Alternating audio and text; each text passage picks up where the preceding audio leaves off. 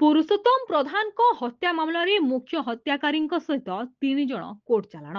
रायगढ़ जिला गणिया ब्लॉक अंतर्गत किशोर प्रसाद ग्राम पंचायत अधीन पांडरासिंगा ग्राम रे सांग को सांग छुरी भूसी हत्या करथिबा घटना रे सोमवार दिन मुख्य अभियुक्त गंगाधर राउत को घरे लुचाइथिबा अभियोग रे भाउज और पुतुरा तत्संगे संगे गंगाधर नाबालक पुओ हत्या करथिबा छुरी को निज घर बाड़ी पछपटू नहीं कूअरे पकाइबा घटना रे 4 जन को कोर्ट चालाण करिछि गणिया पुलिस।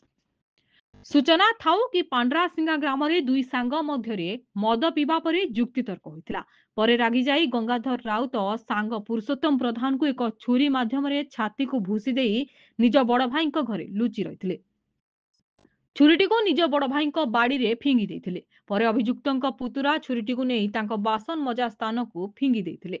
परे परे अभियुक्तଙ୍କ नाबालक पुओ छुरीटी को नहीं गां ठारू 500 मीटर दूर रे थिबा मंदिर निकट रे थिबा एक परित्यक्त कूअरे पकाई देथिले।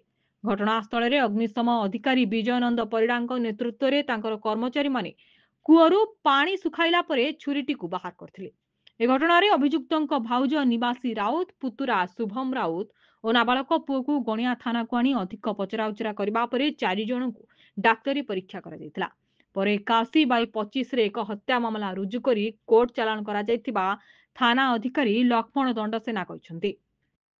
गणियारू सदाशिव पात्रଙ୍କ रिपोर्ट लिव लाइव ओडिया।